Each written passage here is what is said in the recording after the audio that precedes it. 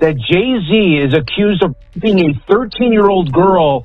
That is new in the Diddy. So the Roots picnic went down over the weekend, but we are going to get right into the stuff. So Jay-Z, he did a freestyle in the midst of his performance and addressed a lot of things that we've seen play out over the last year. Because we were born in the 1900s, right? So we've been following Jay for a long time. So when we hear something like that, nothing he's saying is a mystery. Like, we know exactly who he's talking to and why he's talking to them. But if you... The wild part about Jay-Z's Roots picnic freestyle is not just that he rapped again. It is who he chose to rap at. This was not a random flex from a legend dusting off old bars for nostalgia. This was Jay-Z stepping onto a Philadelphia stage after years of rare solo appearances and using one of the biggest hip-hop festival moments of the year to address enemies, rumors, lawsuits, old business wounds, and industry rivals all at once. And that is why the reaction got so loud so fast. Because when Jay-Z speaks, people listen differently. He has built a career on control. Control of the room. Control of the narrative. Control of silence. For years, his silence made him feel untouchable. But this time, he broke that silence in public. Not through a press release. Not through lawyers. Not through a carefully edited interview. He did it in the language hip-hop understands immediately. A freestyle, no beat, no hiding, just bars. But here is where it gets dangerous. The moment he named or hinted at people like Drake, Nicki Minaj, Kanye West, Dame Dash, Tony Boothby, Ashino, and others, he did not shut the door on the drama. He opened every door at the same time. Entertainment outlets reported that the freestyle took aim at Drake, Nicki, Ye, and several other figures, while GQ described it as Jay finally addressing years of subs, rumors, scandals, and allegations in one aggressive verse. So now the question is not, did Jay-Z win the moment? The real question is, did he just give everybody he mentioned permission to respond? Because in hip-hop, once the king swings first, everybody else gets to claim self-defense. Oh, spoken word, that's crazy. He's spitting bars. He's rapping. He does that all the time. Yeah. Like, you know, when he has these special concerts, whether it's the B-side or something, he always gonna give you a freestyle to let you know exactly what he's been thinking. Yeah, so cut the beat. So this is where the contradiction starts to get loud. Just months before that Roots picnic stage, Jay-Z sat down for a major GQ conversation and talked like a man who had grown tired of modern rap beef. He said the culture still loves competition, still loves sparring, still loves the energy of battle, but he also warned that today's diss records often go too far, especially when children and families get dragged into the fire. In that interview, he sounded like the elder statesman, the billionaire veteran, the man telling the younger generation that hip-hop can battle without destroying everybody around it. Then, Roots Picnic happened, and suddenly, that calm, mature message did not feel so simple anymore. During the freestyle, Jay appeared to fire at Nicki Minaj through references connected to her husband, Kenneth Petty. He also fired back at Kanye West after Ye's past comments about Jay-Z and Beyoncé's children. Pitchfork reported that Jay's freestyle included lines aimed at Nicki and Ye, including references to Nicki's family situation and Ye's comments about Jay's children. That is why this moment hit differently. It was not just a diss, it was a test of Jay-Z's own words. Because when a rapper says, "I do not like families being brought into battles," and then he steps on stage and makes the battle personal, fans start asking whether the rule only applies when someone else crosses the line first. And that is the tension. Jay-Z may believe he was defending his family, his name, and his legacy. But the internet does not judge motive first, it judges optics. And the optics were messy. The same man warning hip-hop about family lines was now standing in the center of a family line controversy himself. That is why the freestyle did not just sound aggressive, it sounded personal. And personal is where rap beef stops being entertainment and starts becoming a pressure chamber. If we get to the bottom of Tupac's,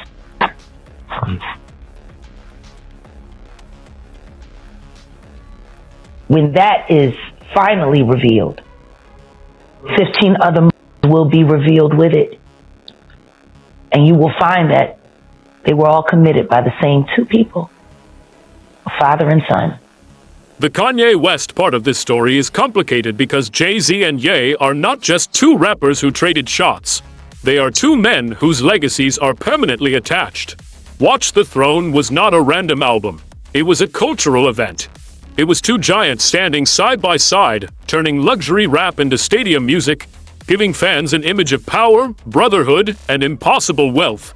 So, when Jay-Z performed Watch the Throne material during the same set where he also appeared to fire back at Ye, it created a strange visual. On one side, Jay was still using the energy, nostalgia, and cultural value of that partnership. On the other side, he was making it clear that whatever brotherhood once existed had been replaced by resentment. Pitchfork noted that he performed songs from across his catalog, including Watch the Throne records, while the Freestyle also seemed to respond to Ye's past remarks about Jay-Z and Beyoncé's children, and that is where the drama gets heavier. Jay-Z's line was not just about music, it was about control. It sounded like he was saying, "You act one way online, but you know how to act when you are in front of me."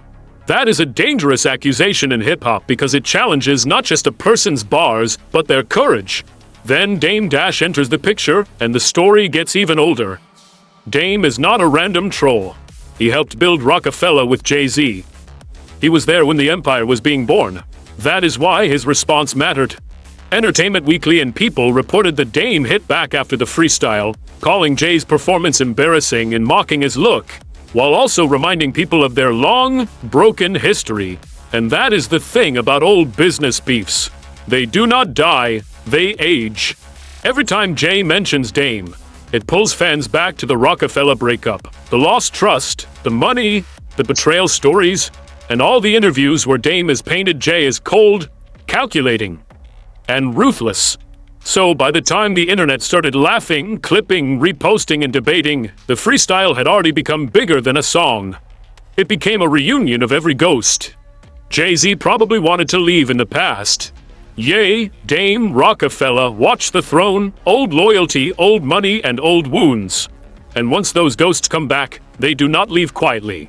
That's part of the indictment. That's almost like a blackmail. He was blackmailing people to be in the freak-offs. So that's federal. That could be that's a federal charge. He can't blackmail people to say, "Yo, listen here, you did it once and you're gonna do it again." That ain't gonna make it with the government or nobody. The Nicki Minaj angle is one of the sharpest parts of this whole situation because it connects two different kinds of pressure: personal pressure and financial pressure. On the surface, Jay-Z's freestyle seemed to take aim at Nicki through references involving her husband, Kenneth Petty. Page 6 reported that Jay appeared to allude to Petty's criminal past while also firing back at Nicki's public attacks. But underneath that, there is a money story that has been sitting in the background for months. Nicki has publicly suggested that Jay-Z owes her money connected to Tidal, the artist-owned streaming platform that launched with celebrity stakeholders and was later sold to Square. Vulture reported that Nicki had claimed Jay owed her between $100 million and $200 million, with the dispute apparently tied to her Tidal equity and the platform's sale. That is why the freestyle felt like a dodge to some fans. Because Jay did not really answer the money claim. He did not explain the Tidal paperwork. He did not break down ownership percentages, payouts, or contracts. Instead, he hit at the personal side. And in a public beef, that can work for shock value, but it does not erase the business question. Then there is the Oshino and paternity rumor laying. That part has to be handled carefully because a rumor is not proof. But the reason it matters in the story is simple. Jay-Z mentioning or reacting around that world gives the rumor more attention than silence ever would. In Celebrity Scandal, sometimes the issue is not whether the audience has evidence. Sometimes the issue is whether the star reacts in a way that makes the rumor feel important. And that is the trap. Jay-Z is too experienced not to know that. So when he chooses mockery instead of a clean, public explanation, people start asking why. Have some breaking news that we want to bring to you. It was being reported by TMZ and now Fox News. We are learning that Jay-Z is accused of raping a 13-year-old girl. That is new in the Diddy. Now the story leaves rap beef and enters a much darker room. Because Tony Busby is not another rapper. He is not a podcaster. He is not a former business partner throwing jokes from the sidelines. He is the attorney who is connected to the civil lawsuit that accused Jay-Z and Sean Diddy Combs of sexually assaulting a 3-year-old girl after the 2000 MTV Video Music Awards. That allegation was explosive from the second Jay-Z's name appeared in the case. The woman, identified as Jane Doe, claimed she was assaulted by both men when she was a minor. Jay-Z denied it forcefully, and his lawyer, Alex Spiro, later told reporters the claim was provably, demonstrably false.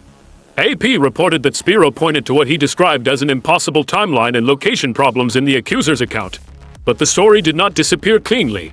The Guardian reported that the accuser admitted inconsistencies in her account, including details involving the Madden brothers and her father's memory of the alleged pickup, but she still stood by the core allegation at that time. Then the legal battlefield shifted. The original civil case against Jay-Z was voluntarily dismissed in February 2025, and ABC News reported that Carter later filed a defamation lawsuit against the woman and her attorneys, claiming the accusation was timed to inflict maximum damage and pressure him for money. That is what makes the freestyle line about Busby so loaded. When Jay-Z calls the lawyer out on stage, he is not just talking about rap gossip, he is dragging active legal fallout into a hip-hop performance. And that changes the stakes. Because a diss line fades, a court filing does not. A viral bar lasts a weekend. A defamation case can last years. And now, the public is watching two battles at once. The battle for Jay-Z's legacy, and the battle over what the legal record will eventually say. And my answer to that is, I'm going to take the side of a man who's convicted in court, who is indicted in court. He has a presumption of innocence. It's your obligation and your responsibility to prove his guilt. So we'll see. Yeah, I mean, look, Jay had a whole big response. Yeah, like a lot. The legal side became even stranger when the court itself started pushing back on the tone of the fight. In December 2024, Judge Annalisa Torres criticized Alex Spiro's filings against Tony Busby, saying his combative motions and personal attacks were inappropriate and a waste of judicial resources. That matters, because judges usually do not use language like that unless they believe the legal temperature has gone too far. For Jay-Z's side, the strategy was clear. Attack the credibility of the allegation, attack the lawyer behind it, and make the public believe this was not just a false story, but an attempted shakedown. And to be fair, the accuser's inconsistencies gave Jay-Z's defense real material to work with. But the moment the judge criticized the defense tactics, the case became harder to frame as a clean victory lap. Then Jay-Z added another risky layer with the Lance Rivera reference. That name carries history. In 2001, Jay-Z pleaded guilty to third-degree assault connected to the 1,999 nightclub stabbing incident involving Rivera, and he received probation. Years later, Rivera publicly said Jay-Z was not the person who stabbed him, which complicates the way people discuss that old case. But in a freestyle, nuance disappears. Fans do not hear court history, later interviews, and legal technicalities. They hear Jay invoking an old violent incident while standing inside a new storm of allegations and lawsuits. That is why the line was dangerous. To a rap crowd, it may sound like vintage street mythology. To critics, lawyers, and enemies, it can sound like a man reminding the world of the exact kind of past his brand usually tries to outgrow. And that is the deeper problem with this freestyle. Jay-Z wanted to sound powerful, controlled, and fearless. But the more names he touched, the more he reminded people of unresolved stories attached to him. Old cases, old partners, old enemies, old violence, old rumors. In hip-hop, history is ammunition, and Jay-Z just put a lot of ammunition back on the table. And what by his sister-in-law on camera. What's her name? Solange. You gotta imagine, the feds ain't step in and do nothing. The feds don't care about you getting your ass whooped. The Diddy connection is where the atmosphere gets heavier, because Sean Combs is no longer just a controversial mogul fighting headlines. By 2026, Combs is serving a federal sentence at FCI Fort Dix after being convicted on 2 prostitution-related counts. He was acquitted of the more serious racketeering and sex trafficking charges. But The Guardian reported that he was sentenced in October 2025 to 4 years and 2 months in prison, along with a fine and supervised release. That changes how every old industry relationship is viewed. Jay-Z and Diddy were photographed together for years. They moved through the same elite rooms, the same billionaire circles, the same music business history. None of that proves wrongdoing by Jay-Z. It does not. But in the court of public opinion, proximity becomes a question. People start asking who knew what, when they knew it, and why they stayed quiet. That is why Jay-Z has every reason to separate himself from Combs publicly. The dismissed Jane Doe case tied both names together in one of the ugliest allegations imaginable. Even though Jay-Z denied it and later sued over it, ABC reported that his defamation suit framed the accusation as an extortion attempt designed to cause maximum pain. Then, Nicki Minaj's title dispute sits on the other side of the pressure. That one is not about criminal allegations. It is about money, equity, ownership, and whether artists were paid what they believed they were owed. Vulture reported that Nicki's complaint centered on the title sale and her belief that Jay-Z owed her far more than she was offered. So Jay-Z is surrounded by different fires at once. Legal fallout from a dismissed allegation, Diddy's criminal conviction, Nicki's money claims, Dame's old Rockefeller resentment, and Ye's broken brotherhood. That is why the freestyle felt less like closure and more like pressure escaping from a sealed room. He was upset. He was upset on that record. Somebody pissed him off that day. But it was just the conversations me and Jay have. He's so like intrigued by where my life is at because it's almost like he's seeing it happen again for somebody else. So he was like, I'm just gonna tell you all I've learned. You know, and it was like a beautiful moment. I've really never heard Jay. The timing of this could not be more uncomfortable because Jay-Z is not disappearing after Roots Picnic. He has Yankee Stadium waiting. Pitchfork reported that Jay-Z announced 3 nights in the Bronx, with July 10 dedicated to Reasonable Doubt, July 11 dedicated to The Blueprint, and a 3rd extra innings show on July 12. On paper, that should be a coronation. Reasonable Doubt turns 30. The Blueprint turns 25. Yankee Stadium becomes the stage for Jay-Z to remind New York, hip-hop, and the industry that his catalog is still one of the strongest ever built. But after Roots Picnic, those shows carry a different energy. Because now, every fan is going to walk into Yankee Stadium wondering one thing. Is he going to address it again? If Jay says nothing, people may treat the silence as strategy or weakness. If he freestyles again, he risks turning an anniversary celebration into another courtroom-adjacent, internet-fed diss session. And if any of the people he mentioned respond before those shows, the entire mood could flip overnight. Drake could respond musically. Nicki could keep pressing the title issue. Dame could keep giving interviews. Ye could post. Busby could answer through court filings or media statements. That is the dangerous part of naming too many enemies at once. You do not get to control who moves next. And Jay-Z's whole brand has always been control. The chess player, the businessman, the one who waits until the board is already won before he speaks. But this time, he spoke while the board was still moving. So Yankee Stadium is no longer just a celebration. It is a pressure test. It is the king returning home while every rival, critic, and former ally watches to see whether he walks in like a legend or like a man surrounded. A lot of the Jay-Z talk is quieted down. You notice that? Right. She came out and she did that interview where she got caught in a bunch of lies. This is going to happen when you're going against somebody that's at the upper echelon of society, bro. You feel me? This is not a guy who came from just strictly throwing. So after all the bars, all the reactions, all the lawsuits, and all the old names dragged back into the spotlight, one thing is clear. The Roots Picnic freestyle did not end the story. It restarted it. Jay-Z may have wanted to remind people that he is still dangerous with words, and he did, but he also reminded everybody that his silence had been protecting him from a lot of unfinished conversations. GQ described the freestyle as the moment Jay finally addressed years of subs, rumors, scandals, and personal fallout in one aggressive burst. Now the question is, who benefits from that burst? Because Jay-Z got the headlines, but so did Dame Dash, so did Nicki Minaj, so did Ye, so did Tony Busby. Even old stories that were fading got new oxygen, and that is the risk of being Jay-Z. When you are that big, every line becomes evidence for someone. Fans hear confidence, rivals hear vulnerability, lawyers hear language, bloggers hear content. And the internet hears blood in the water. The Yankee Stadium shows are coming.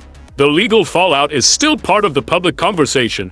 Diddy's conviction keeps changing how people look at old industry alliances. Nicki's money dispute is still sitting there. Dame is still talking. Ye is always unpredictable. And Drake for now, is quiet. But quiet does not mean finished. Sometimes quiet just means the next move is loading.